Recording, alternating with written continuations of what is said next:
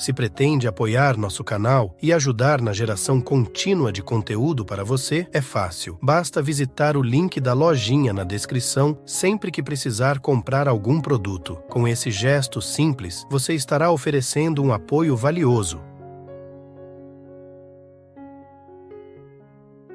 O meu livro hoje é cheio de histórias, gente. Ele está cheio de histórias. Alguns nomes são verdadeiros, outros não. As histórias são todas verdadeiras. Algumas pessoas eu quis preservá-las, todas autorizaram as histórias. Há alguns anos atrás, eu tive a oportunidade de conhecer uma mulher chamada Maria Clara. Um domingo à tarde, ela estava com toda a família dela. Ela tinha alguns filhos, acho que eram 3 filhos. Estava na casa do pai, uma casa bonita. Estavam lá para almoçar no domingo. Enquanto o almoço não ficava pronto, as crianças estavam brincando na quadra, próximo da piscina. Quando de repente a Maria Clara ouviu um barulho estrondoso vindo na direção de onde estavam as crianças. Estavam os filhos dela, mais alguns sobrinhos, aquela criançada reunida. E quando a Maria Clara correu para o lugar, a primeira coisa que ela viu é que o muro da propriedade estava caído. Um carro desgovernado bateu naquele muro. Imediatamente, instinto materno, ela começou a procurar os filhos dela no meio das crianças. E ela não encontrou a Laura. No meio de todas aquelas crianças faltava a Laurinha. Uma criança pequena que estava ali no meio das outras. Quando de repente ela ouviu o grito que mudou a vida dela. O sobrinho mais velho disse: tia, o muro caiu em cima da Laurinha. Uma fatalidade. Eu conheci a Maria Clara uns 2 anos depois do acidente. Depois daquele acontecimento, minha gente,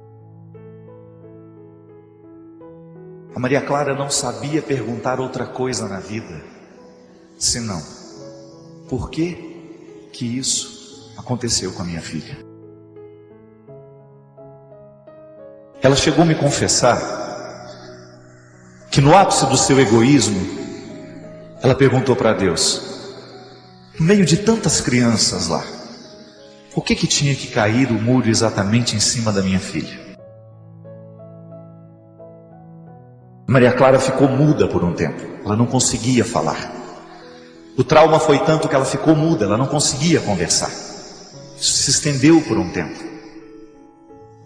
E a morte da Laura representou na vida daquela mulher o nascimento de uma pergunta que não tomou conta da vida dela durante uns 2 anos. Ela não conseguia pensar outra coisa na vida senão, por quê? Por que mataram a minha filha de maneira tão trágica? Por que a minha vida foi modificada de maneira tão radical? Retirando de mim um ser tão importante, a minha continuidade. E ela foi se alimentando daquela pergunta infértil. Ela foi se alimentando daquela pergunta absolutamente infértil. Por quê? Por quê? Por quê? Por quê? E esse porquê não chegava nunca. E o que a gente faz no momento em que a gente não tem a resposta? A gente sofre. Eu sei, é limite. Você não saber o porquê que sua filha morreu de maneira tão trágica, você não saber a razão de seu filho ter morrido de maneira tão trágica, isso coloca dentro de você uma pergunta que lhe faz sofrer. Por quê? Por quê? Por quê? Por quê? Mas o grande problema, minha gente, é que perguntar o porquê não alivia a nossa dor. Você já viu alguma pessoa ser curada perguntando por quê, por quê, por quê? Eu nunca encontrei. Porque existem momentos da nossa vida que não combinam com as perguntas. Não há nenhuma pergunta que seja capaz de responder a uma tragicidade dessa, uma tragédia dessa natureza. Não há pergunta que possa dar conta de aliviar um coração de mulher no momento em que perde um filho. E o que Maria Clara, aquela mulher, precisava fazer era parar de perguntar. Porque quanto mais ela perguntava o porquê daquele acidente, mais distante ela ficava do consolo que ela poderia encontrar na vida. Quanto mais ela se perguntava do porquê da tragédia, menos possibilidades ela tinha de continuar a vida. Vou persistir, vou perseguir tudo aquilo que Deus já sonhou para mim. E mesmo nas marcas daquela dor, do que ficou, vou me lembrar. Ela não quis isso. Ela não quis perseguir. Ela quis estender o velório da filha por um bom tempo. E no momento em que ela só tinha tempo para perguntar por quê, o pior de tudo aconteceu, minha gente. Ela esqueceu que ela tinha outros filhos para criar. Ela esqueceu que ela tinha um marido para ser esposa. Ela esqueceu que ela tinha família. E ela quis egoisticamente se fechar nas causas do seu sofrimento. Ela quis egoisticamente ficar nutrindo a pergunta: por quê? Por quê? Por quê? Por quê? E fazendo a pergunta infértil, ela jamais pôde resolver dentro do coração dela o conflito de ter perdido uma filha de maneira tão trágica. O mais honesto é sofrer o que tem que sofrer, mas permitir que a vida continue. A causa de muito sofrimento está em justamente a gente não permitir que a vida prossiga. Nós estacionamos o nosso bonde naquela estação triste e a gente não vai embora. O bonde não parte. E as pessoas que estão dentro do mesmo vagão que nós estão precisando viver, e a gente não deixa o bonde persistir, continuar. Nós acorrentamos a pessoa no nosso sofrimento, porque a partir do momento em que eu me recuso a superar o sofrimento que me envolve, eu faço sofrer todos os que estão ao meu redor. Porque aqueles que me amam sofrem porque eu estou sofrendo. É por isso que a reação mais justa, mais honesta diante do sofrimento é superação sempre. Vamos organizar o nosso luto, vamos organizar a nossa tragédia, mas vamos continuar vivendo. Vamos olhar nos olhos de quem ficou, de quem sobrou. Vamos olhar ao nosso redor e descobrir os motivos pelos quais ainda a gente pode continuar a vida. O sofrimento que visita o nosso coração não pode ser causa de ruína para nós, ele tem que ser causa de ensinamento. Muitas vezes, a incapacidade de administrar o luto desarruma tanto a nossa casa que a gente não sabe mais o que fazer com ela agora. Minha gente, e o que me assusta, sabe o que é? É que desde quando nós nascemos, ninguém prometeu que a nossa vida seria fácil. Ninguém nos iludiu dizendo que a vida seria simples. Mas o que acontece com a gente, que parece que a gente nunca está pronto para sofrer, que nós nunca estamos prontos para dar a volta por cima, porque a gente está cada vez mais imaturo. A imaturidade está prevalecendo tanto, nós estamos nós somos anões muitas vezes, afetivamente, psíquica. Nós crescemos no tamanho, mas a gente não cresce na capacidade de estabelecer o pacto com a vida, aconteça o que acontecer. A gente identifica as pessoas interessantes no mundo à medida em que a gente descobre gente que foi capaz de superar essas coisas todas e permaneceu de pé. Maria só é grande porque ficou de pé. Em nenhum momento ela se curvou, em nenhum momento ela permitiu que a vida a sepultasse antes da hora. Aquela troca de olhares no momento da subida do Calvário, uma das cenas mais lindas. É o encontro de Jesus com sua mãe. Ele não nasceu de qualquer mulher, não. Uma mulher preparada. Uma mulher que soube perder. Uma mulher que soube encarar o sofrimento. Uma mulher que soube subir o Calvário, porque o Calvário é o lugar justamente de purgar tudo que é excessivo em nós. O sofrimento pode despertar o que a gente tem de mais egoísta. Quando a gente só olha para aquilo que a gente está passando. Mesmo porque, gente, uma bonita forma que nós temos de superar a tragédia das nossas vidas é a gente olhar para as pessoas que estão do lado e procurar ajudá-las. É quando a gente faz da nossa tragédia um ponto de partida e não um ponto de chegada. A minha tragédia, a sua tragédia, a minha dor, a sua dor não pode ser o nosso ponto de chegada. É o nosso ponto de partida. Quantas pessoas ficam interessantes depois que tomam essa iniciativa? Eu não vou permitir que a vida me sepulte mais do que a própria morte. Às vezes, a vida sepulta mais do que a própria morte. Quando nós não damos conta da vida, quando nós não damos conta de olhar para as dificuldades que nós temos, quando nós não encaramos os nossos limites de maneira positiva, quando nós nos curvamos das nossas fraquezas, das nossas fragilidades, você não tem como mudar o seu passado, você não tem como mudar o que te aconteceu. Estamos todos nós aqui, cada um com marcas profundas de sofrimentos passados, de coisas que aconteceram há mais de 20 anos e que ainda estão nos levando no cabresto ainda hoje. Se não compreendido de maneira correta, minha gente, o sofrimento se transforma em cabresto. Aquela corda que vai puxando o animal, dando a direção para onde o dono quer. O cabresto no cavalo firma nas duas partes da cara. Se eu quero que ele vire à direita, a corda prende na direita. Se quero que vire à esquerda, prende na esquerda.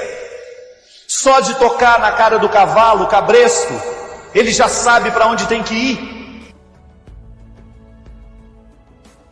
Quanta gente sob o cabresto do sofrimento há mais de 20, 10, 30 anos, porque não foi capaz de reassumir a autoria da própria vida no momento da dor.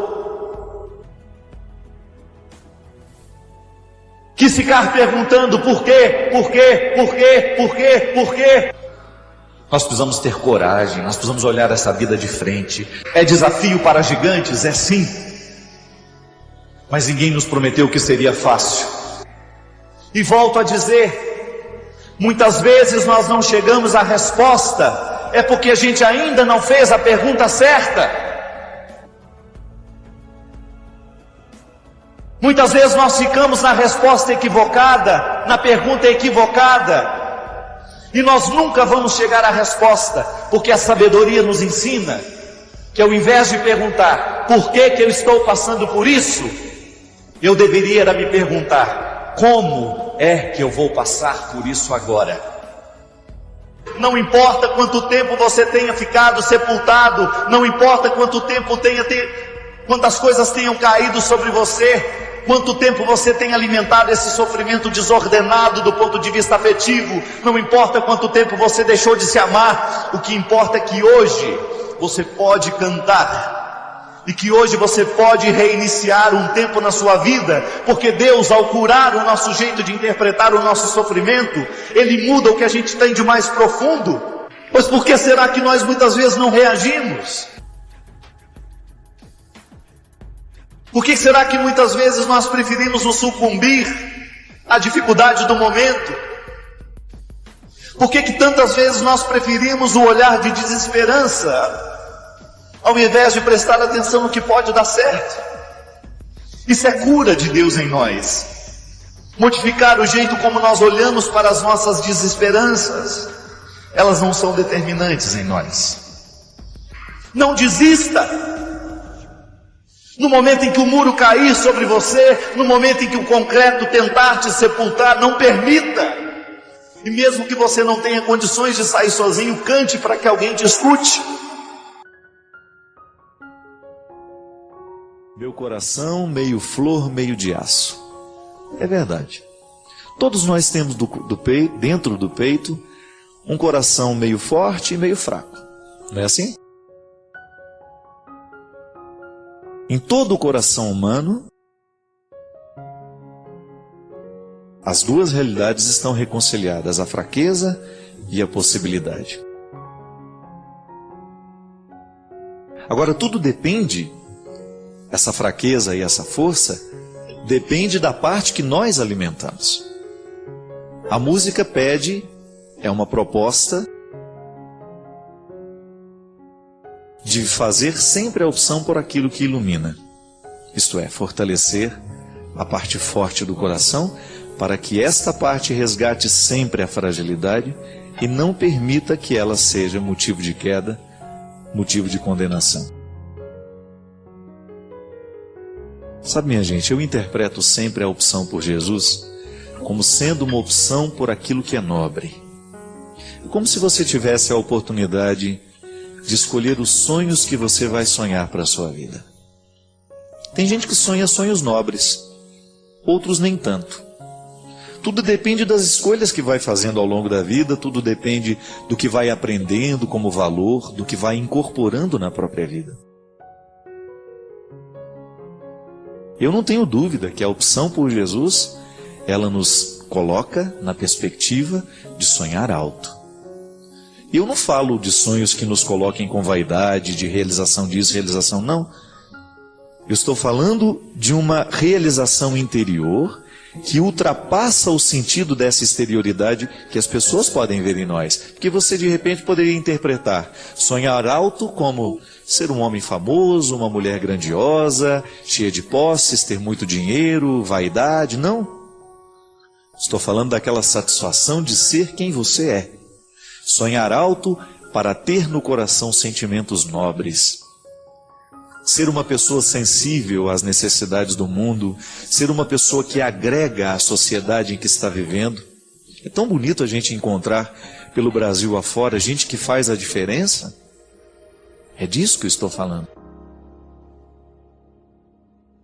De vez em quando a vida nos coloca nos subterrâneos. Você já observou que existem sentimentos que nos empurram para baixo? Você já pôde observar que às vezes o seu coração é tomado por algumas mesquinharias humanas que te jogam para baixo? Eu sinto muito isso toda vez quando eu estou arrependido. É interessante isso. O processo do arrependimento no meu coração, ele me faz perceber isso. O quanto que a minha atitude me levou para baixo. E por isso eu me sinto tão arrependido. Porque eu sou um homem cheio de defeitos. Mas eu não gosto de perder isso de vista.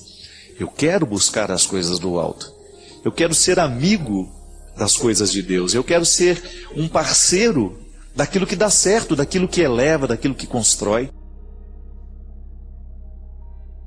Se eu não posso fazer bem, se eu não vivo para fazer o bem, o que vai me restar? Ou eu serei um neutro, ou eu serei alguém que faz o mal. E eu não sei se existe realização humana nessas duas situações. Ficar neutro, não alterar nem diminuir, ou viver para fazer parceria com aquilo que é a cultura do subterrâneo, daquilo que é escuro, daquilo que joga para baixo, daquilo que danifica, daquilo que infelicita. Não. Não creio que a gente precise desperdiçar a nossa vida fazendo parceria com aquilo que nos empurra para baixo. E como é que a gente faz parceria com essas coisas? Quando a gente permite que o nosso coração se transforme num território para o desenvolvimento disso. Eu me recordo que quando eu estava na escola, lá no primeiro ano de primário, né? Primeiro ano primário do ensino fundamental, a nossa professora nos ensinou a plantar feijões. E a gente plantava o feijão no algodão, não era? Você deve ter passado por essa experiência também, né? A gente tinha um pirezinho que a gente levava de casa. A professora Cidinha Zazu está aqui, rindo, lembrando disso. Deve ter feito muito isso com os alunos. A gente colocava naquele pires um algodão, a gente molhava aquele algodão e escondia no algodão uma semente, um feijão, que já é a semente, né? E os nossos olhos curiosos, todos os dias, ficavam observando. Nós tínhamos um momento da nossa aula, que a dona Rosângela nos levava para ver a situação do feijão. Nos primeiros dias nada acontecia. No primeiro dia, no segundo, nada acontecia. Mas de repente surge do meio do algodãozinho, e a gente tinha a missão de manter aquele algodão sempre úmido. De repente surge um raminho verde. E aí nós vimos todo o processo do crescimento do feijão no meio daquele algodão embebido, umedecido. Sabe o que eu acho interessante? Nessas lições pequenas que a vida nos deu através das escolas, nessas lições pequenas que os nossos olhos puderam presenciar porque alguém um dia teve a sensibilidade de nos mostrar o processo da vida, a gente descobre que tudo que a gente quiser que cresça, a gente tem que plantar e cultivar. Não bastava jogar o feijão no algodão. Era preciso ter o cuidado diário de molhar, de permitir que ele tivesse uma umidade para que aquela semente pudesse frutificar. É assim, minha gente. A vida espiritual é como plantar o feijãozinho no algodão. O feijão, ele nos lembra proteína, força, vitalidade, né? Você deve ter escutado muito da sua mãe, né? Se não comer arroz com feijão, vai ficar magrelo o resto da vida. E a gente tinha um medo de ficar magrelo, né? A gente tinha um pavor de ficar magrelinho, não era? Ou não? Você tinha medo de ficar magrelo? Eu tinha horror, porque minha mãe falava, quem não come vai ficar magrelo, não vai ter saúde, não vai ter isso, não vai ter aquilo. E ela tinha razão. A gente precisa do alimento para a gente crescer. Mas é interessante perceber que para o alimento nos fazer crescer, ele também tem que crescer. E ele tem o processo dele. Não é? A gente olhava para aquele algodão embebido, via a semente nascer ali do meio, e nós aprendíamos um pouco de como é a vida. Um acontecimento simples. Hoje, neste momento, em muitos lugares do mundo, as sementes estão crescendo. As sementes estão frutificando, elas estão apodrecendo debaixo da terra para dar lugar ao fruto que depois vai chegar à nossa mesa. Por isso que eu tenho um profundo respeito aos agricultores, aos homens e mulheres que cultivam a terra para que nós tenhamos o alimento. Quando ele chega lá na feira para que a gente possa comprar, meu Deus, quantas pessoas precisaram acordar cedo durante meses consecutivos, levantando, tirando a geada, jogando a água antes que o sol possa secar, por causa daquele gelo que fica em cima. Muita gente cuidou para que a vida chegasse até nós. E aí a gente descobre que o nosso processo humano é a mesma coisa. Que se a gente também não tem empenho, se a gente também não tem cultivo, a gente não floresce. E a realização humana depende desse florescimento. O ser humano será mais feliz e mais realizado à medida em que ele crescer para cima, tendo raízes sólidas, como já nos ensina a sabedoria. O mesmo tanto que a raiz cresce para fora, ela cresce para dentro. O mesmo tanto que a planta cresce para cima, ela cresce para dentro. Assim como aquela raiz frágil do feijão ia crescendo pelo algodão afora para que ela pudesse dar sustento. É a mesma coisa conosco, minha gente. Nós precisamos crescer para que a gente possa produzir frutos, para que a gente possa viver com satisfação, para que a gente possa alcançar o alto. Buscar as coisas do alto é, antes de qualquer coisa, antes de ser uma obrigação, é uma satisfação. A mim incomoda muito quando a religião é compreendida, concebida como um processo de obrigações. Não. É na compreensão de que Deus me faz bem, que ao acatar a lei de Deus dentro do meu coração, muito mais que obedecer uma regra, eu estou favorecendo um crescimento interior. Outro dia um amigo meu brincou comigo na academia, né? Ele não é muito religioso. Mas aí ele foi ver a gravação do meu DVD lá em São Paulo, ficou muito tocado com tudo que aconteceu lá. E aí, essa semana, ele me encontrou. E aí, o seu programa está sendo ao vivo? Eu gosto de ver, eu quero ver essa semana. Aí ele voltou e falou assim, eu acho que eu estou ficando meio carola. Aí ele é uma pessoa que eu gosto muito, né? Me encontro com ele sempre lá, um garoto muito... Fiz o casamento dele, presidi a celebração do casamento dele.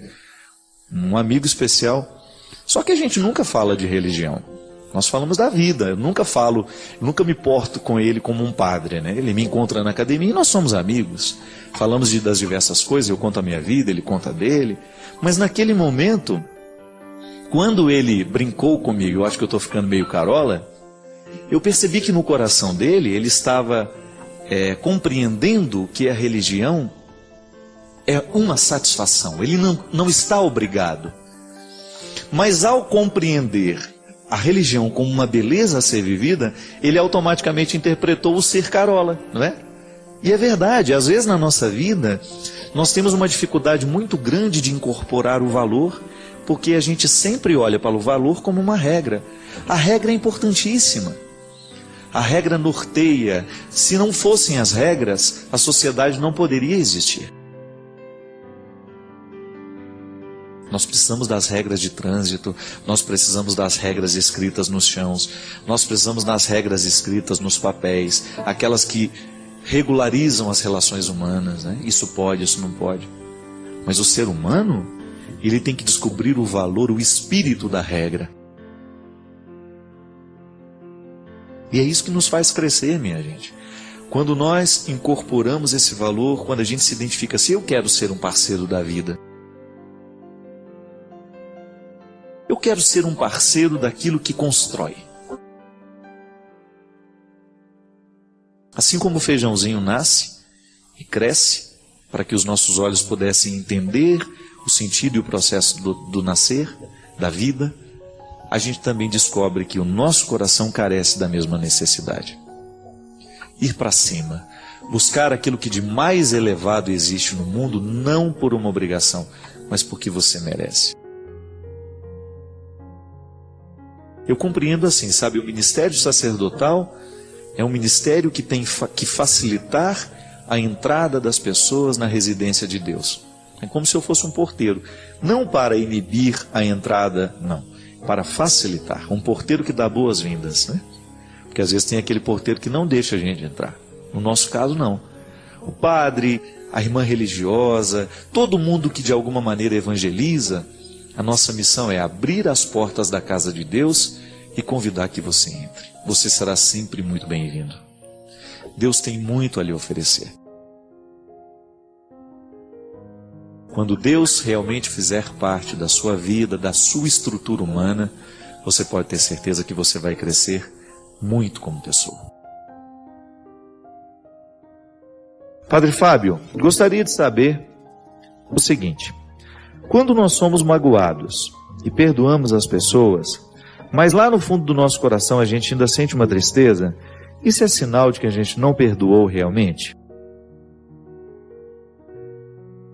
Maria, o perdão ele não é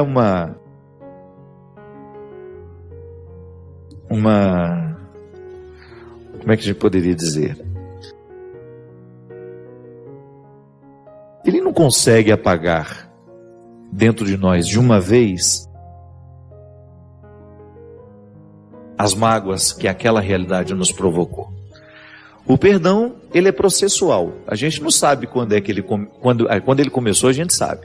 É quando a gente percebeu que o nosso coração já está disposto a dar um passo na direção daquele que nos machucou. Enquanto você sente uma resistência, é porque você ainda não está disposto ao perdão. Santo Agostinho também dizia que até para a gente perdoar, para reconhecer um erro, nós já temos que estar sob o influxo da graça. Eu já tenho que estar sob a influência da graça de Deus para ser capaz de reconhecer os meus erros. Quando eu caminho na direção de alguém, eu inicio ali um processo. Pode ser que naquele pedido de perdão, eu ainda não consiga arrancar do meu coração tudo aquilo que o outro provocou de ruim dentro de mim. Então não é nenhum problema você perdoar e você ainda perceber que a mágoa continua doendo dentro de você. É um sinal de que seu coração ainda continua ferido. Você já ofereceu o perdão, você já conversou, já fez aquela experiência do enfrentamento, que eu gosto de dizer. O perdão, ele pede o enfrentamento, a gente precisa colocar para o outro a realidade que nos machucou. A gente tem o direito de dizer ao outro o que nos machucou, o que nos feriu, mas é o próprio tempo, é o movimento do tempo que vai fazendo com que aquilo que doía tanto passe a doer menos. E é interessante porque quando eu me disponho a perdoar, Deus age de maneira muito poderosa dentro de mim. Ele vai me dando condições de colocar aquilo que Ele me ensina na sua palavra em prática na minha vida. Eu tantas vezes vejo na Sagrada Escritura Jesus me pedindo, me aconselhando a perdoar. Ele chega a ser radical em dizer, que quando o outro nos bate numa face, a gente deve oferecer a outra. Diante de um discípulo ele fala, não só 7 vezes 7, 70 vezes 7, ele vai multiplicando isso, justamente porque o 7 é o número do infinito. Não tem fim no tanto de vezes que nós vamos precisar perdoar. E à medida em que nós vamos entrando na dinâmica desse perdão, vai ficando mais natural a gente expulsar as tristezas do coração. É claro que a gente sempre vai ser devassável. O coração humano, ele se fere. Não é porque eu fiz uma experiência de Deus que eu deixo de ser ferido pela palavra do outro, não. Eu continuo sendo ferido, porque a minha sensibilidade continua aqui. Deus não me torna uma pessoa insensível, mas Ele coloca em mim uma imunidade para sofrer aquele atentado, digamos assim, aquela palavra que fere, e não permitir que ela fique durante muito tempo dentro de mim. Então toda vez que eu sinto que, embora tenha perdoado, eu continuo sentindo a tristeza dentro de mim, é porque eu ainda não consegui desenvolver essa imunidade espiritual que a minha oração pode me dar, que a minha meditação.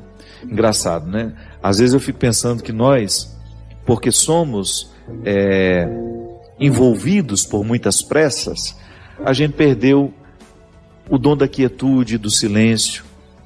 E muitas vezes nós temos dificuldade de perdoar e de expulsar as mágoas do nosso coração, porque nos falta essa experiência do silêncio. Que é quando você vai metabolizar a vacina da imunidade que a oração nos dá. Porque quando você vacina um filho contra a gripe, por exemplo, nós estamos chegando no inverno, daqui a pouco nós vamos todos procurar um posto de saúde, os idosos e crianças vão vacinar de graça, nós vamos pagar para tomar a vacina, porque a gente quer ficar livre dos vírus. Mas existe um tempo entre o dia que eu tomo a vacina e o momento em que ela de fato fez efeito em mim. Não é assim que funciona? O organismo leva um tempo para metabolizar a vacina que foi injetada no meu braço, a substância que foi derramada para me provocar uma reação de imunidade. Então, naquela janela, há vacinas que você precisa de 10 dias para ela de fato fazer efeito, há vacinas que os períodos são mais longos, 2, 3, 4 meses. A vacina da hepatite B, por exemplo, você precisa de fazer 3 doses no espaço de 6 meses, para você estar de fato protegido. Eu passo aqui no posto, tomo a vacina contra a gripe e já saio achando que estou imune. Não. A gente leva um tempo para ficar imune, porque o organismo precisa deste tempo para absorver a vacina, metabolizá-la e incorporá-la ao seu funcionamento. A imunidade que o perdão nos dá, para a gente sofrer um pouco menos quando o outro nos machucar demais, porque essa tem que ser a matemática. Eu tenho o direito de sofrer, mas eu não preciso ficar estendendo demais no tempo, porque a mágoa, o ressentimento, a tristeza são profundamente nocivas quando estendidas além do tempo. Uma tristeza até faz bem para a gente de vez em quando, né? Você cai na real, você vê que a vida não é essa maravilha que às vezes a gente inventa. A gente retira a vida do contexto das ilusões, coloca no contexto das esperanças.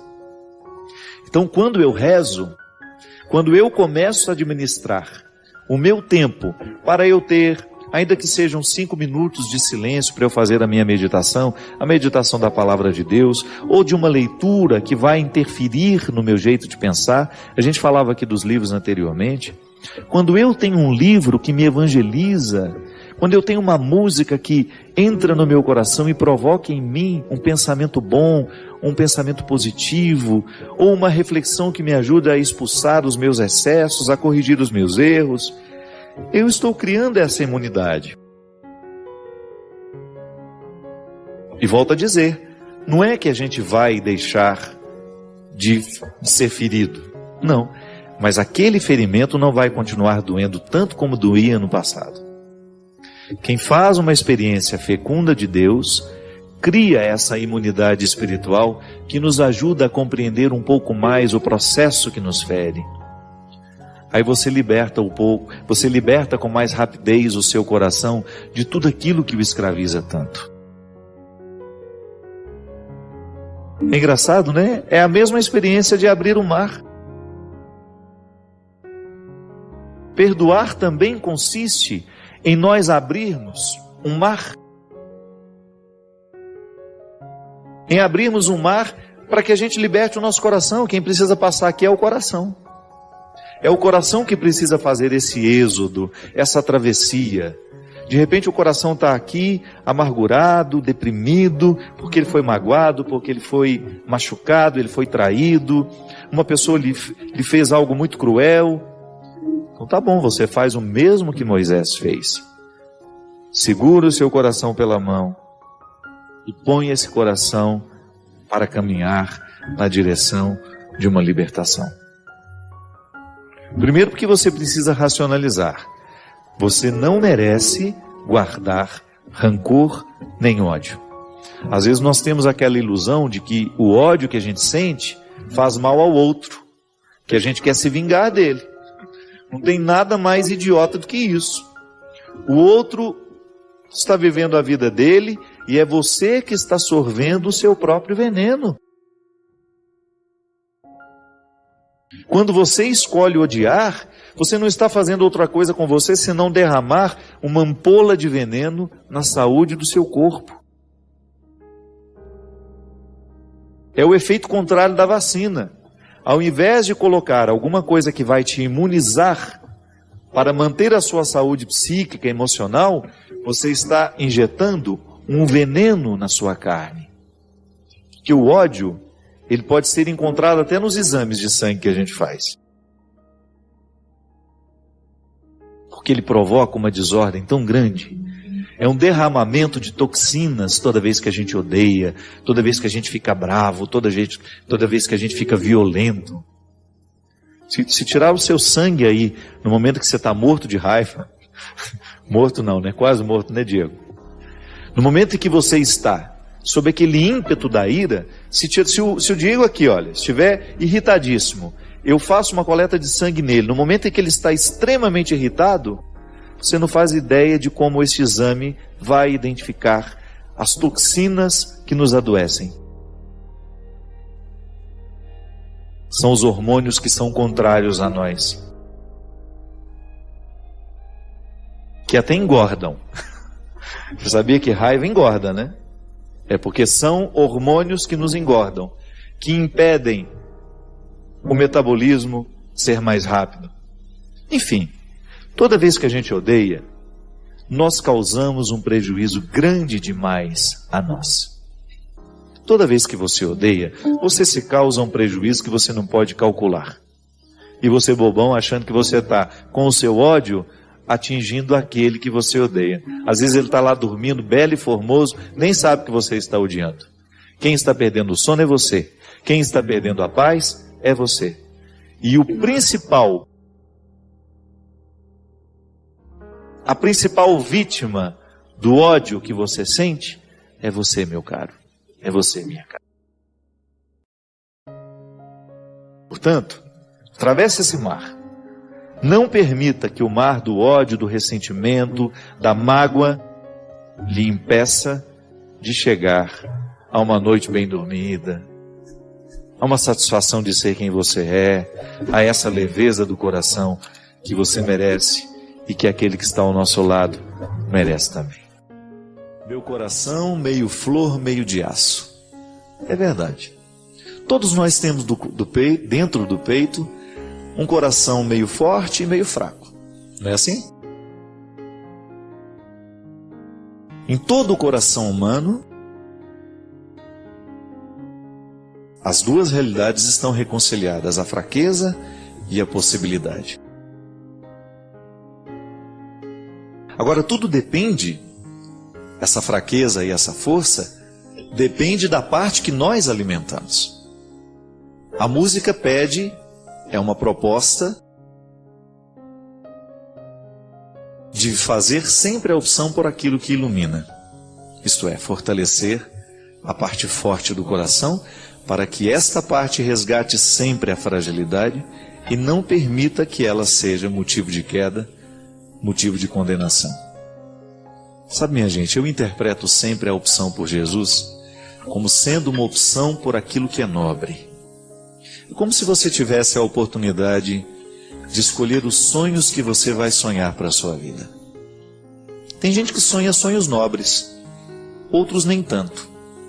Tudo depende das escolhas que vai fazendo ao longo da vida, tudo depende do que vai aprendendo como valor, do que vai incorporando na própria vida. Eu não tenho dúvida que a opção por Jesus, ela nos coloca na perspectiva de sonhar alto. E eu não falo de sonhos que nos coloquem com vaidade, de realização disso, realização não. Eu estou falando de uma realização interior que ultrapassa o sentido dessa exterioridade que as pessoas podem ver em nós. Porque você de repente poderia interpretar sonhar alto como ser um homem famoso, uma mulher grandiosa, cheia de posses, ter muito dinheiro, vaidade, não. Estou falando daquela satisfação de ser quem você é. Sonhar alto para ter no coração sentimentos nobres. Ser uma pessoa sensível às necessidades do mundo. Ser uma pessoa que agrega à sociedade em que está vivendo. É tão bonito a gente encontrar pelo Brasil afora gente que faz a diferença. É disso que eu estou falando. De vez em quando a vida nos coloca nos subterrâneos. Né? Você já observou que existem sentimentos que nos empurram para baixo? Você já pôde observar que às vezes o seu coração é tomado por algumas mesquinharias humanas que te jogam para baixo? Eu sinto muito isso toda vez quando eu estou arrependido. É interessante isso. O processo do arrependimento no meu coração, ele me faz perceber isso. O quanto que a minha atitude me levou para baixo. E por isso eu me sinto tão arrependido. Porque eu sou um homem cheio de defeitos. Mas eu não gosto de perder isso de vista. Eu quero buscar as coisas do alto. Eu quero ser amigo das coisas de Deus. Eu quero ser um parceiro daquilo que dá certo, daquilo que eleva, daquilo que constrói. Se eu não posso fazer bem, se eu não vivo para fazer o bem, o que vai me restar?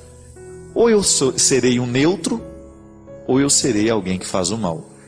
E eu não sei se existe realização humana nessas duas situações. Ficar neutro, não alterar nem diminuir, ou viver para fazer parceria com aquilo que é a cultura do subterrâneo, daquilo que é escuro, daquilo que joga para baixo, daquilo que danifica, daquilo que infelicita. Não creio que a gente precise desperdiçar a nossa vida fazendo parceria com aquilo que nos empurra para baixo.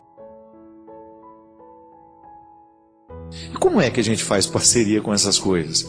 Quando a gente permite que o nosso coração se transforme num território para o desenvolvimento disso. Eu me recordo que quando eu estava na escola, lá no primeiro ano de primário, né? Primeiro ano primário do ensino fundamental, a nossa professora nos ensinou a plantar feijões. E a gente plantava o feijão no algodão, não era? Você deve ter passado por essa experiência também, né? A gente tinha um pirezinho que a gente levava de casa. A professora Cidinha Zazu está aqui, rindo, lembrando disso. Deve ter feito muito isso com os alunos. A gente colocava naquele pires um algodão, a gente molhava aquele algodão e escondia no algodão uma semente, um feijão, que já é a semente, né?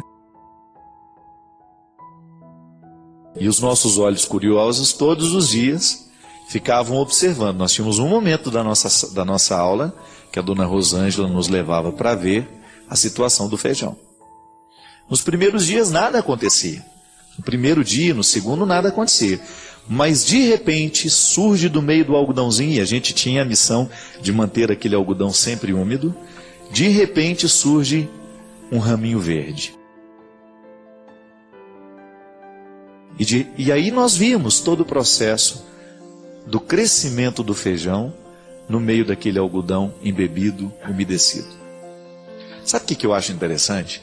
Nessas lições pequenas que a vida nos deu através das escolas, nessas lições pequenas que os nossos olhos puderam presenciar porque alguém um dia teve a sensibilidade de nos mostrar o processo da vida, a gente descobre que tudo que a gente quiser que cresça, a gente tem que plantar e cultivar. Não bastava jogar o feijão no algodão. Era preciso ter o cuidado diário de molhar, de permitir que ele tivesse uma umidade para que aquela semente pudesse frutificar. É assim, minha gente. A vida espiritual é como plantar o feijãozinho no algodão. O feijão, ele nos lembra proteína, força, vitalidade, né? Você deve ter escutado muito da sua mãe, né? Se não comer arroz com feijão, vai ficar magrelo o resto da vida. E a gente tinha um medo de ficar magrelo, né? A gente tinha um pavor de ficar magrelinho, não era? Ou não? Você tinha medo de ficar magrelo? Eu tinha horror, porque minha mãe falava, quem não come vai ficar magrelo, não vai ter saúde, não vai ter isso, não vai ter aquilo. E ela tinha razão. A gente precisa do alimento para a gente crescer. Mas é interessante perceber que para o alimento nos fazer crescer, ele também tem que crescer. E ele tem o processo dele. Não é? A gente olhava para aquele algodão embebido, via a semente nascer ali do meio, e nós aprendíamos um pouco de como é a vida. Um acontecimento simples. Hoje, neste momento, em muitos lugares do mundo, as sementes estão crescendo. As sementes estão frutificando, elas estão apodrecendo debaixo da terra para dar lugar ao fruto que depois vai chegar à nossa mesa. Por isso que eu tenho um profundo respeito aos agricultores, aos homens e mulheres que cultivam a terra para que nós tenhamos o alimento. Quando ele chega lá na feira para que a gente possa comprar, meu Deus, quantas pessoas precisaram acordar cedo durante meses consecutivos, levantando, tirando a geada, jogando a água antes que o sol possa secar, por causa daquele gelo que fica em cima. Muita gente cuidou para que a vida chegasse até nós. E aí a gente descobre que o nosso processo humano é a mesma coisa. Que se a gente também não tem empenho, se a gente também não tem cultivo, a gente não floresce. E a realização humana depende desse florescimento. O ser humano será mais feliz e mais realizado à medida em que ele crescer para cima, tendo raízes sólidas, como já nos ensina a sabedoria. O mesmo tanto que a raiz cresce para fora, ela cresce para dentro. O mesmo tanto que a planta cresce para cima, ela cresce para dentro. Assim como aquela raiz frágil do feijão ia crescendo pelo algodão afora para que ela pudesse dar sustento. É a mesma coisa conosco, minha gente. Nós precisamos crescer para que a gente possa produzir frutos, para que a gente possa viver com satisfação, para que a gente possa alcançar o alto. Buscar as coisas do alto é, antes de qualquer coisa, antes de ser uma obrigação, é uma satisfação. A mim incomoda muito quando a religião é compreendida, concebida como um processo de obrigações. Não.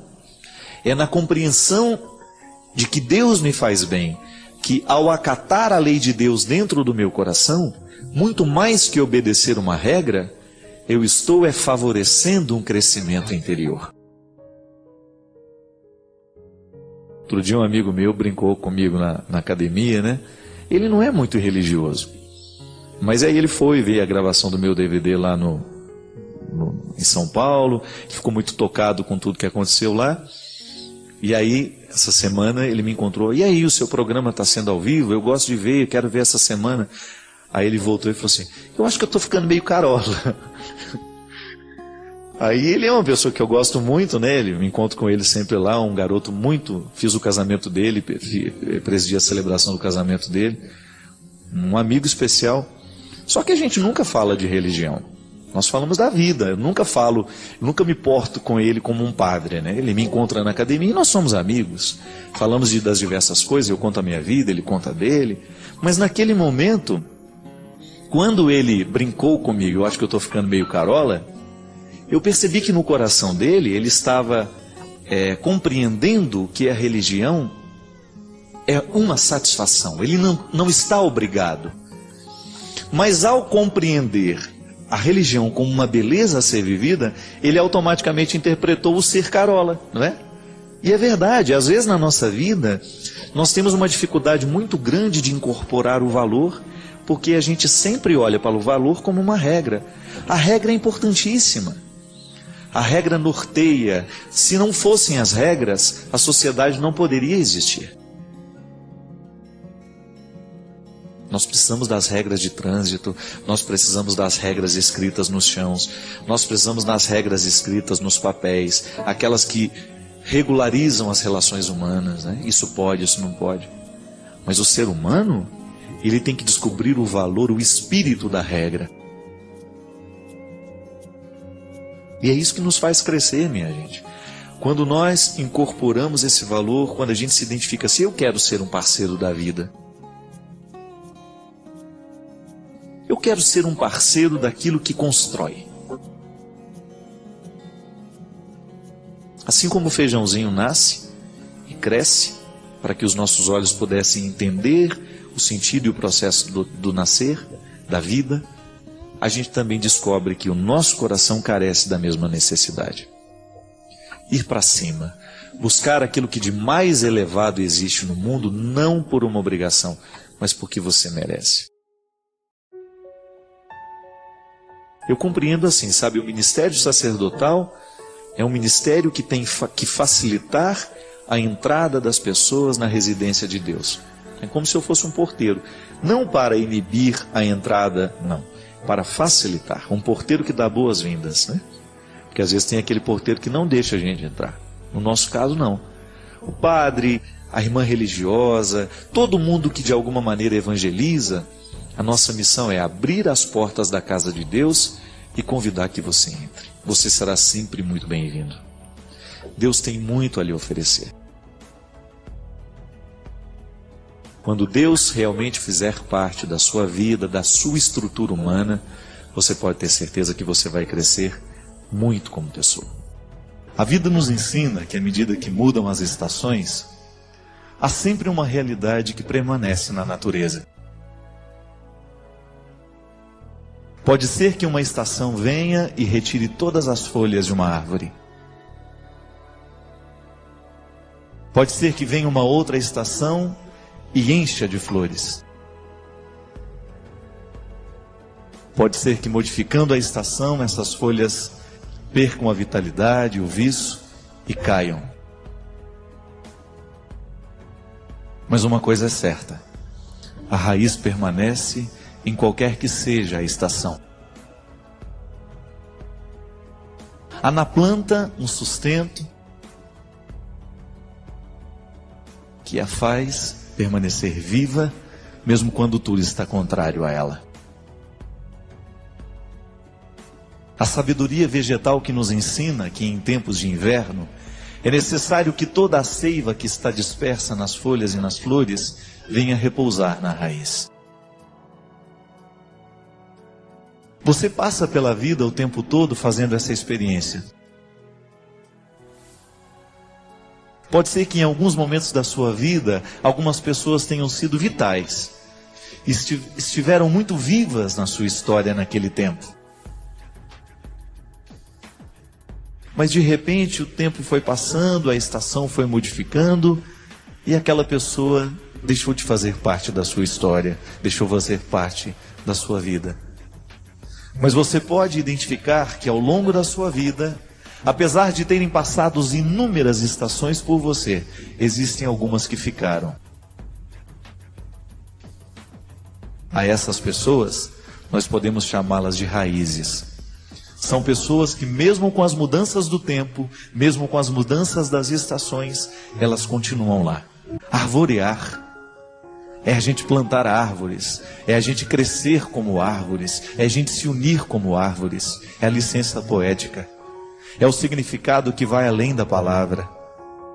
E todos nós precisamos de passar pela experiência constante de arvorear também, de lançar raízes na vida de alguém e de permitir que outras pessoas também lancem raízes na terra da nossa história. Porque o que nos segura na vida, minha gente, e o que nos faz dar conta de tudo isso que a gente tem que viver todos os dias, são aquelas raízes que a gente olha e que a gente pode contar com elas. São aquelas pessoas que permanecem mesmo quando mudam as estações. Como disse aqui, tantas pessoas passaram pela sua vida e na estação da alegria estavam todas lá. Mas de repente, quando chegou o tempo da dificuldade, foi embora todo mundo. São as realidades que são passageiras, são as pessoas que são passageiras. Mas nós não sobrevivemos de passagens. O ser humano, cada vez mais, ele tem necessidade de realidades que sejam definitivas. De realidades que a gente sabe que permanecerão. Pode até haver mudança, mas elas não vão nos abandonar.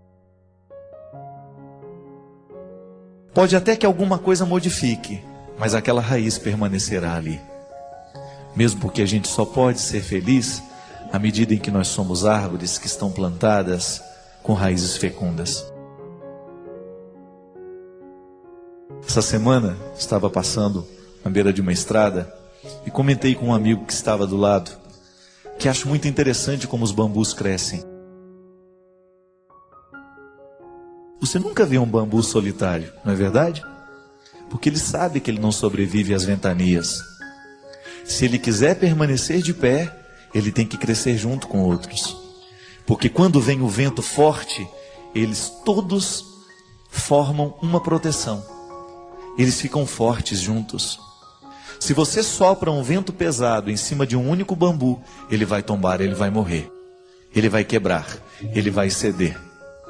Mas se ele está junto de outros, se ele faz aquela moita, se ele faz aquele grande conjunto, ele não vai ser quebrado. porque eles vão obedecer o movimento do vento, mas não vão ceder para fazer com que a morte seja definitiva. Eles não vão permitir que a morte seja definitiva. Um vai ajudar o outro a permanecer de pé. Na vida é assim, minha gente. Nós vamos saber ficar de pé à medida em que nós estivermos arvoreados, plantados juntos, porque a beleza da vida está aqui. Tanto as alegrias quanto as tristezas, elas só podem ser vividas à medida que nós temos alguém para conjugar o verbo conosco. Caso contrário, a vida se torna insuportável. Tente viver uma tristeza sozinho para você ver. Vai ficar insuportável.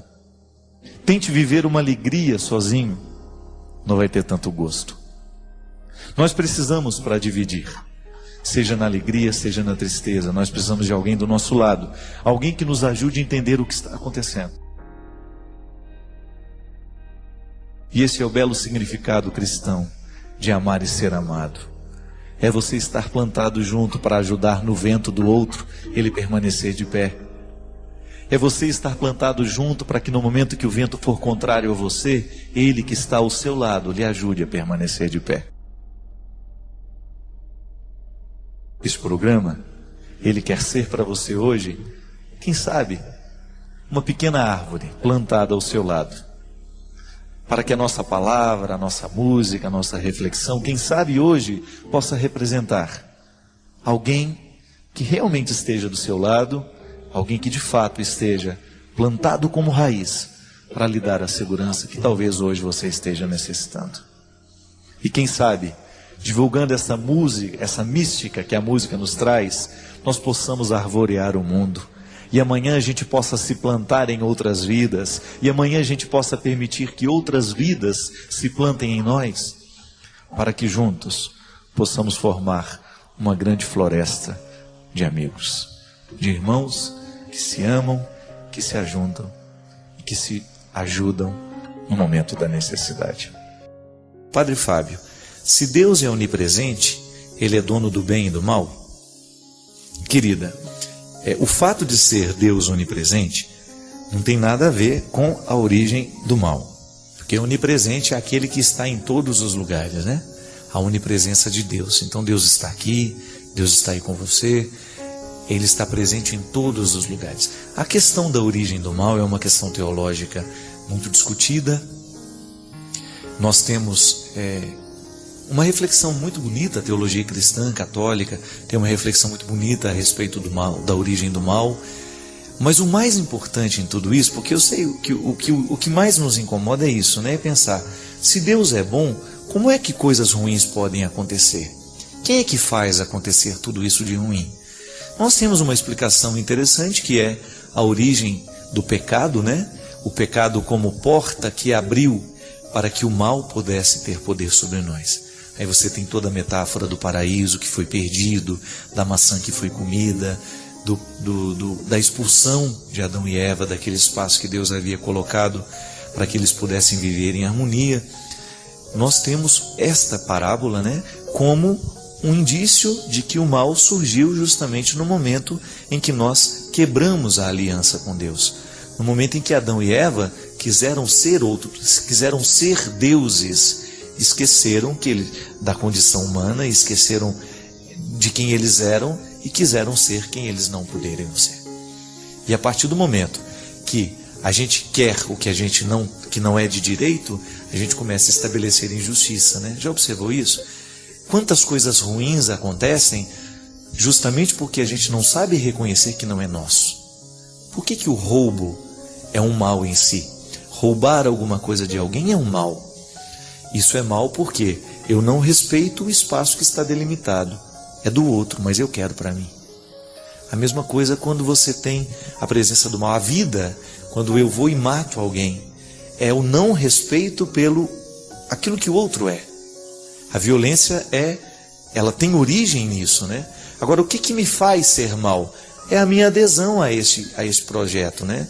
É muito perigoso a gente julgar todas as culpas no diabo, né? É o diabo que quer isso, é o diabo que faz acontecer. Mas se o diabo quer, a gente é que realiza por ele. Você já viu o diabo andando aí pelas ruas? Não. Eu já vi pessoas diabólicas andando pela rua. O diabo mesmo não. Não há um problema aqui. Não temos um diabo aqui. Outro dia uma mulher perguntou para mim: padre, o senhor faz exorcismo? Parei para pensar, né? Como é que eu posso fazer um exorcismo? Não. Aí eu pensei para ela, mas aí imediatamente eu disse: não, tem um jeito de você fazer exorcismo, você ama. Cada vez que você ama, minha amiga, o diabo não tem vez com você. O diabo não suporta uma pessoa que ama. O diabo não poderá fazer absolutamente nada dentro da vida de uma pessoa que busca a bondade, o bem, a parceria com a verdade. O diabo começa a ter vez e voz na nossa vida quando a gente abre as portas para ele sentar, para ele tomar um café na nossa casa, para ele tomar um whiskyzinho com a gente, aí pronto. Você vai abrindo as possibilidades. Vem cá fumar uma maconha, e o diabo senta e fuma uma maconha. Vamos cheirar uma cocaína. Não, é o contrário, né? Sou eu que estou aderindo àquilo que é processo de quebra dentro de mim.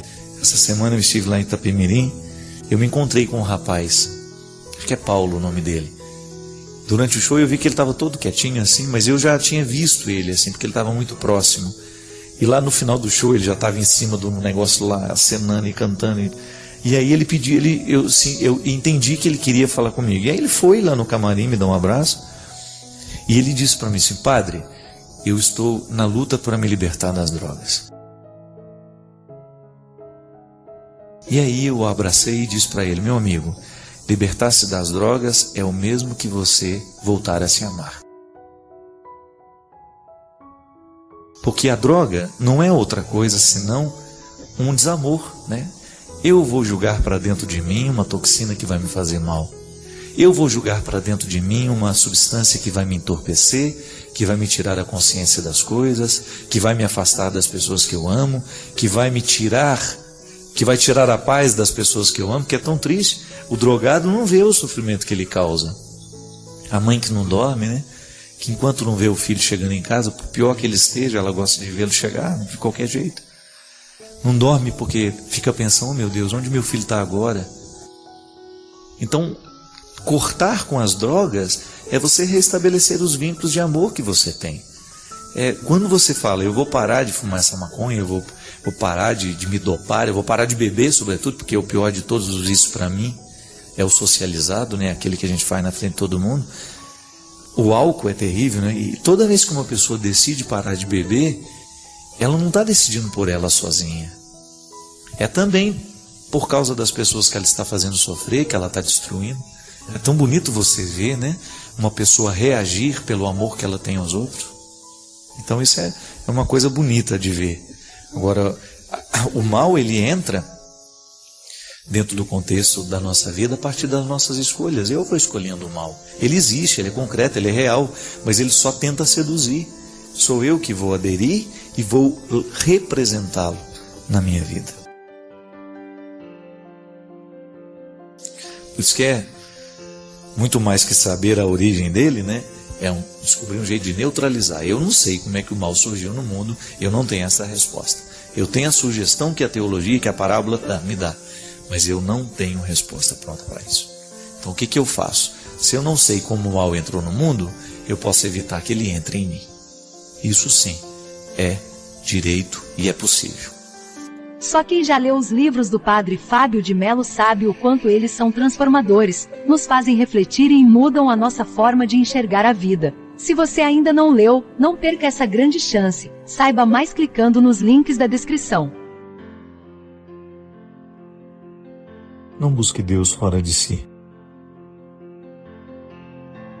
Se tiver o hábito de buscar templos, lugares santos, faça-o com a consciência renovada, sabendo que lugares sagrados são aqueles que lhe fazem chegar ao cerne de sua verdade. Eu sei que muitas vezes nós ouvimos que Deus precisa ser buscado. Sim. Há sempre um itinerário a ser percorrido para que nós façamos um desvelamento, um encontro com Deus. Mas eu sei que toda vez que nós ouvimos que Deus precisa ser buscado, nós naturalmente pensamos no deslocamento geográfico que nós precisamos fazer para ter um encontro com Ele. A forma mais corriqueira, mais comum, é ir à igreja. Eu vou à igreja. Ou então, às vezes, faço uma peregrinação, vou a um lugar sagrado, vou a um lugar de devoção, e lá sinto a presença de Deus. É válido? É sempre válido. Mas desça um degrau comigo no entendimento. É isso mesmo, é descer, não é subir. Desça um degrau nessa escada para que você possa entender melhor o que significa buscar a Deus nos lugares. Nós vamos aos lugares que nos ajudam a ficar em nós, porque o único lugar que de fato nós precisamos acessar para encontrar Deus é o nosso coração, a nossa mente, esse lugar em nós que nós identificamos como eu. Aqui a minha verdade, você aí com a sua verdade. Esse é o templo. E não sou eu que estou inventando isso. Foi Jesus que disse à samaritana naquele encontro frutuoso com ela: mulher, vai chegar um momento, disse Jesus, dá-nos a impressão de que Ele está dizendo, vocês vão evoluir e vão chegar à compreensão de que Deus não poderá ser encontrado nos templos se antes Ele não for encontrado em vocês. Ótimo, então eu vou a alguns lugares que me ajudam a ficar em mim. É certo que você tem alguma geografia que lhe favorece isso, lhe favoreça. É claro que você tem pessoas que lhe favoreçam esse chegar em si. A gente vai ao terapeuta, pagamos por isso. Ou a gente tem amigos, ou a gente tem livros, a gente tem hábitos que nos fazem chegar em nós.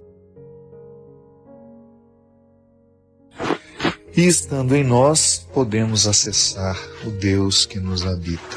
Sim, você é casa divina, você é um sacrário que anda.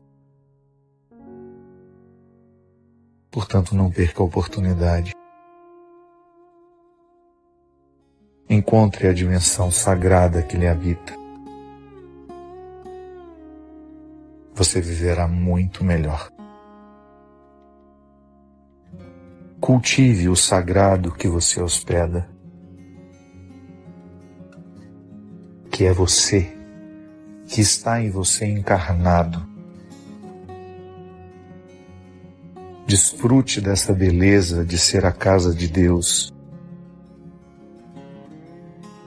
de oferecer seu corpo, sua voz, seus pensamentos, seus sentimentos, para que Deus possa amar através de você, pensar através de você, fazer através de você.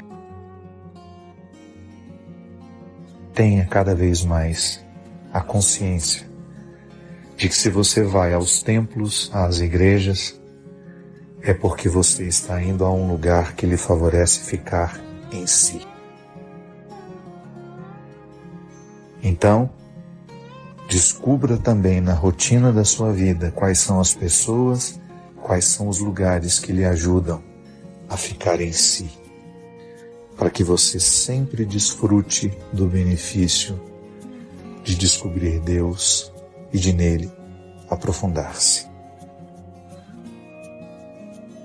Padre Fábio, já faz um tempo que venho alimentando um sentimento por um colega de trabalho. No início era só uma admiração, depois uma amizade, e agora já não sei mais o que sinto. Sou casada e isso tem me incomodado muito, pois a frieza com meu marido está sendo inevitável. Estou traindo meu marido, padre? A traição, ela começa no momento em que nós nos permitimos imaginar para a nossa vida aquilo que a gente já não pode mais. E relacionamento é investimento o tempo todo, que a origem de todas as angústias e ansiedades da vida estão nas possibilidades. Se você entra numa concessionária e vai comprar um carro, se você tem 5 cores, você vai escolher uma só. Você vai ficar mais angustiado até escolher aquela cor. Mas escolheu aquela cor, sai, esquece que tem outras, não é assim? Enfim, mas no momento que você estabelece um vínculo que você quer que seja definitivo, você terá que investir naquele definitivo. Não adianta você agora viver fazendo investimentos fora do seu relacionamento. Quando você está namorando, é até possível que você enxergue outras possibilidades para você. Mas a partir do momento que você é casada e quer levar o seu casamento adiante, eu creio que não seja honesto primeiramente com você, né? Alimentar o afeto por uma outra pessoa. A não ser que você não queira, mas o seu casamento aí é diferente, é um problema seu. Se você diz que isso lhe incomoda, o primeiro traço da traição que você precisa fazer cair por terra é aquele que você trai dentro de você mesmo. É você que está se traindo, minha filha. Porque dá muito trabalho você levar uma vida matrimonial, você ser fiel a um esposo, se você continua alimentando dentro de você um ou outro sentimento que não seja ordenado, que não seja de acordo. Não significa que você não possa ter amigos, não significa que você não possa ter aqueles relacionamentos que compõem o mosaico da sua vida, mas o amor conjugal, esse amor erótico, né? Você alimenta pelo seu esposo, e se você não fizer esforço para isso continuar, você correrá o risco então de viver um processo de traição, que no primeiro é traição a você mesmo e depois traição a ele, naquilo que você vai realizar concretamente, nas possibilidades que você assumir para você. A melhor coisa que a gente precisa fazer na vida é a gente conhecer bem quem a gente é. Isso é fundamental. Você como mulher, você sabe muito bem quem é você, onde é que estão os seus pontos fracos. E se você começar a explorar demais os seus pontos fracos, você corre o risco de perder o prumo da existência. Se aquela pessoa que lhe desperta um sentimento diferente, uma sensação, aquele frio na espinha, uma coisa assim, não tem? Se você continua se aproximando e querendo aquela convivência, você começa a minar a sua defesa. É como se você estivesse julgando contra você mesmo. Se eu tenho o desejo de ser fiel àquilo que eu assumi, eu preciso ter uma conduta que me favoreça isso. Então, de vez em quando, a gente se perde nesses desequilíbrios pequenos, nas possibilidades, quando você começa a olhar para uma coisa de um jeito que você não deveria, quando você começa a minar o seu campo. Mas aí não. Quando você se apercebe disso, é hora de você tomar a sua decisão. Se a gente abre porteiras que a gente não pode fechar depois, a boiada passa. Estou errado? Então é uma questão de honestidade. Se você percebe que aquilo que você está nutrindo por esse amigo seu já é diferente daquilo que deveria ser, e se o seu casamento é um valor, e eu espero que seja, olhe para os seus filhos, olhe para o seu marido e reconstrua esse sentimento dentro de você. Reorganize isso dentro de você. É possível. Cada vez que nós vivemos um sentimento desorganizado, se a gente quiser, a gente coloca em ordem. Agora, se a gente não quiser, a bagunça vira generalizada. E daquele outro vai virando, o outro vai virando. E aí a gente perde o equilíbrio. Padre, sempre fui muito pobre e de uns tempos para cá consegui vencer na vida. Estamos muito bem financeiramente. Consegui retirar a minha família do lodo, todo mundo no lodo. E hoje finalmente estamos vivendo um momento muito feliz na nossa vida. O único problema é que nós moramos numa cidade pequena e desde então estou sendo caluniado de que para chegar aonde cheguei, eu roubei e fiz coisas desonestas. Tenho sofrido muito, padre. Tem que ser assim mesmo a vida? Não, tem que ser assim não. Calúnia é uma das piores coisas que pode haver na vida. Eu já estou até meio acostumado. Eu já não... Tem coisas que me abalam muito, sabe? Às vezes eu escuto falar algumas coisas de mim assim que, meu Deus do céu. E você também deve escutar, falar de mim, falar dos outros. Então a gente escuta muita coisa. Muita coisa pode ser verdadeira do que a gente falou, do que fez, mas muita coisa é uma invenção que a gente não sabe de onde, né? Agora, meu filho, coloque uma coisa no seu coração. Ninguém chuta cachorro morto. A A inveja é uma das piores coisas que pode haver numa pessoa.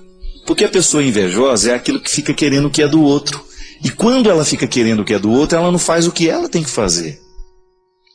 Ninguém está pagando as suas contas, ninguém, não é verdade? Às vezes você está lá, dá um duro danado na vida, você trabalha com honestidade, você faz de tudo para levar as coisas na justiça, do jeito certo. O outro que chegou agora te viu uma única vez, nem sabe quem você é.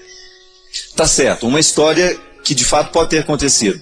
Mas e aquelas que inventam? Quando você não sabe nem de onde começou aquela conversa.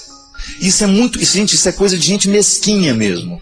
E infelizmente, nas cidades do interior, às vezes é uma mesquinharia tão grande, porque parece que não tem o que fazer, né? A gente que mora no interior sabe disso. O povo fica cuidando tudo da vida um do outro. Vá trabalhar você. Outro dia eu vi lá em Taubaté um fusquinha, gente, mas velho, que se desse uma freada desmontava. Uma freada brusca ele desmontava. E atrás tinha escrito uma plaquinha assim: não me inveje, trabalhe. Eu achei corajoso aquilo, né? E ao mesmo tempo achei bonitinho, porque quem vai ter inveja de um diabo de um Fusca velho daquele? Mas ele achou que alguém pode ter, então ele já se preveniu. Já se preveniu. Não tenha inveja do meu Fusca velho. E é verdade, gente. Às vezes até do nosso Fusca velho vai ter gente que vai ter inveja. Às vezes você não está nem aguentando o seu marido de tão aborrecido e enjoado que ele é, e a outra está lá com inveja dele. Não é assim? Padre, meu marido é uma Ferrari, então deve ter muita mulher com inveja de você. Agora se você fala, padre, meu marido é um Passat 67, tem gente com inveja também. O que a gente não pode é prestar atenção, colocar a nossa atenção naquilo que as pessoas estão inventando. A gente tem que estar preocupado com a verdade da nossa vida. Isso sim, eu costumo dizer, já disse e repito, o que nos salva, minha gente, não é o que as outras pessoas estão falando sobre nós. É o que Deus sabe sobre nós. É o que Deus sabe sobre mim, sobre você, que verdadeiramente vai valer no final da vida. Porque nós já erramos muito, todos nós. Eu já errei, você já errou, e pode ser que se hoje começasse a desenterrar os erros do nosso passado, ninguém sobraria de pé. Ninguém teria direito de falar uma palavra nessa vida, se nós formos considerados pelo nosso passado. Só que a boa notícia é essa. Deus não está nem um pouquinho preocupado com o que você fez da sua vida até o dia de hoje. Sabe por quê? Ele sobrevive a de presente e de futuro. Porque Ele nos ama assim, com olhos de futuro. Então não fique prendendo ao que os outros estão falando de você. Pode ser que você até tenha errado na vida, não tem problema. Começa a mudar a partir de agora. Não dê mais razão para que aquilo continue sendo verdade. Digamos que você foi acusado de alguma coisa que dói dentro do seu coração. Tudo bem. Pare de fazer aquilo que verdadeiramente é razão de acusação para que o seu coração já volte a ficar feliz. Pronto. Eles tinham razão de me acusar até o dia de hoje. A partir de agora não tem mais, porque eu mudei a minha conduta. Quando a gente recebe alguma palavra assim, ofensiva, a gente tem que peneirar. O que dessa palavra aqui é verdadeiro? O que dessa palavra aqui pode me indicar um caminho de melhora? Então tudo bem, eu pego isso. E a partir disso, eu mudo a minha conduta, a minha atitude. O resto é lixo. E você não é lixo. Você não é um lugar para ser depositado lixo e realidades indesejadas. Tá bom? É assim que a gente vai vivendo, com qualidade, fazendo aquilo que Deus quer de nós e colocando qualidade nas mais pequenas coisas da nossa história, da nossa vida. Porque felicidade é assim, minha gente. Ela deveria ser um processo muito simples em nós. Mas nós vamos nos acostumando a colocar tantos obstáculos à nossa felicidade que de repente nós estamos inviabilizando a possibilidade de sermos felizes, ainda que sejamos capazes disso. Porque por mais que a vida seja difícil, ninguém está fora da possibilidade de ser feliz. Apesar de todos os problemas que tem, de todos os limites que precisa enfrentar, faz parte da nossa condição humana. Ninguém tem vida perfeita. Nenhum de nós temos a perfeição nos rodeando e nos acariciando, não? Mas o grande problema é quando nós nos acostumamos ao processo das hipocrisias. Quando a gente deixa de problematizar as nossas mentiras, quando a gente se acostuma ao processo do falseamento, aí sim a gente vai gerar um prejuízo terrível em nós. Gente, quando nós começamos a compreender a felicidade como um projeto possível, quando a gente deixa de idealizar essa felicidade, eu vou ser feliz quando isso for assim, quando fulano de tal, quando meu marido for perfeito, quando a minha esposa for perfeita, não vai nunca. As pessoas não serão perfeitas. Agora você pode buscar uma harmonia interior que vai lhe dar condições de lidar um pouco melhor com a imperfeição do outro e até, minha gente, lidar com ela de maneira mais responsável. Não pode haver um prejuízo maior do que esse: eu viver representando um papel que eu não sou. Eu perder a minha vida com as caricaturas que eu resolvi fazer para mim mesmo. Não existe, isso não é justo. Não é justo com tudo aquilo que Deus me deu, com tudo aquilo que Deus me reservou. Não é justo com tudo aquilo que Deus lhe deu, com tudo aquilo que Ele havia lhe reservado. Essa vida precisa ser vivida na verdade. É buscar recrutar diariamente aquilo que a gente pode contar para o outro, sabe? E buscar diariamente isso. Nós precisamos cuidar para que o outro não venha derramar sobre o nosso pudim de leite condensado a caldinha de vinagre que ele maldosamente preparou para nós. Então não faça isso também. Quando for julgar um sentimento ruim fora, jogue no lixo, não em cima do outro. O cristão não tem obrigação de receber aquilo que não serve mais para mim. Sentimentos estragados não podem ser julgados em cima dos outros. Gente, é impressionante como nós fazemos isso mesmo.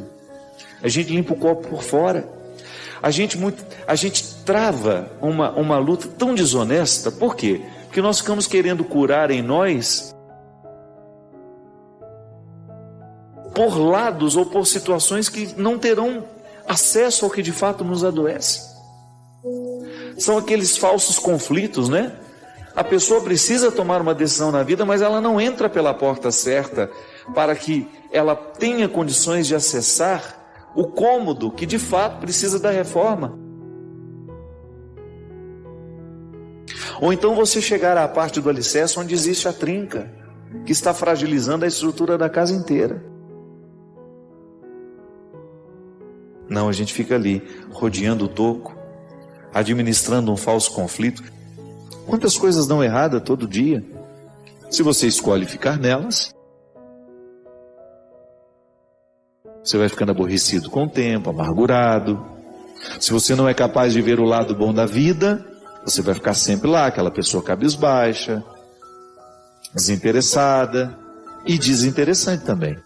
Porque é muito ruim a gente ficar próximo de uma pessoa assim, que não encontra motivos para a sua alegria, que não encontra motivos para a sua satisfação, que fica sempre pedindo o diamante do outro que não encontrou o seu. Não é justo com o outro, não é justo com você. Você tem o dom de garimpar esse diamante em você. Não queira garimpar não queira recolher o diamante que o outro alcançou. É seu, é sua luta.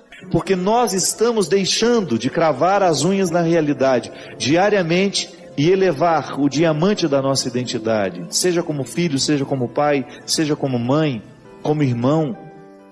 Se nós não renovamos esse diamante diariamente, ele vai perdendo brilho, aí nós vamos ficando com aquela pedra morta na mão, desanimados, sem vida, sem alegria, sem dinamismo, sem elan vital, como dizia a filosofia. O que é o elan vital? É esse visgo, essa força que nos prende a tudo aquilo que é vivo. É esse fisgo que vai nos prender à dinâmica da existência, que não nos deixa esmorecer, apesar de todos os problemas que possam ser próprios dessa vida. Se você insistir em ficar com a cara amanhecida, não vai conseguir nada. Se você chegar no seu trabalho amanhã, do mesmo jeito que chegou hoje, não espere muito de você. Você tem de renovar antes de sair de casa esses motivos. Você tem de renovar o seu motivo de continuar aqui, desempenhando esse papel. E isso vai gerando em mim, minha gente, um desconforto existencial, e eu deixo de buscar a pedra todos os dias. É por isso, por mais pecaminosa que seja a estrutura onde nós estamos, o desafio é pessoal. Eu tenho que buscar a pedra, o diamante que está no meio de tantos cascalhos, porque senão a minha vida vai perdendo sentido, a minha vida vai perdendo o brilho, vai perdendo o viço. Se na sua casa, se você não fizer a sua busca por ser o melhor filho, o esposo fiel, a esposa fiel, o irmão, isso vai perdendo com o tempo. E daqui a pouco você não acredita mais na sua experiência. Daqui a pouco você se dá o pior dos descréditos. E outra, você pode até se iludir, o diamante que ele alcançou vai me trazer alegria. Não traz, não. O diamante da realidade só tem brilho aos olhos de quem o de fato produziu, quem de fato o produziu. Eu preciso produzir na estrutura da minha realidade um diamante por dia, porque é com esse diamante na mão que eu encerro o dia. É com ele que eu enfrento a noite. E é com ele que eu recebo o dia de amanhã. Só que amanhã ele não serve mais. O diamante de hoje brilhou hoje. O diamante de hoje me enriqueceu hoje. Amanhã eu tenho que começar a luta toda de novo. Porque ele não sobrevive à luz do dia amanhã. Serviu para hoje. Amanhã a realidade será outra. Os problemas serão outros, as alegrias serão outras, os desafios serão outros, e eu preciso lá enfiar a unha nessa realidade e extrair o diamante do dia. Não é assim que funciona a vida? Não é assim que você precisa fazer lá no seu trabalho todos os dias? Na vida profissional acontece muito isso. Quantas pessoas você vê perdendo a própria vida para manter aquele cargo, para ser eternamente o chefe, para ser eternamente o respeitado? Faltou um desapego interior de pensar. Perdeu aqui, a gente ganha em outro lugar. A gente só não pode perder quem a gente é. O resto, tudo pode ser perdido que a gente trabalha e constrói de novo. Agora, se a gente perde quem a gente é, esse prejuízo é irremediável. Retire o conceito de felicidade dessa atmosfera romântica, idealizada, e você vai ver como ela é possível. Na satisfação que você tem de mudar um móvel de lugar e de tirar a poeira que estava ali antes. Sim, o corriqueiro da vida. Sabe, de você ir lá na sua gaveta e perceber que você acumulou coisas demais e que aquilo ali está lhe pesando, porque toda vez que nós nos livramos dos nossos excessos, a felicidade fica mais acessível. Fica mais acessível a felicidade. Faça também o sacrifício de julgar um pouco fora aquilo que você acumulou ao longo da vida. Dispense os seus excessos. Você também começa a dispensar sentimentos que estavam antigos dentro de você, que não lhe causavam nenhum bem. Só que aí você não joga em cima do outro não, né? Não dá para ficar jogando em cima do outro o nosso ódio. Isso aí é para jogar fora, para não pegar em ninguém. Ter coragem de olhar para esse evangelho aqui, minha gente, não é fácil não.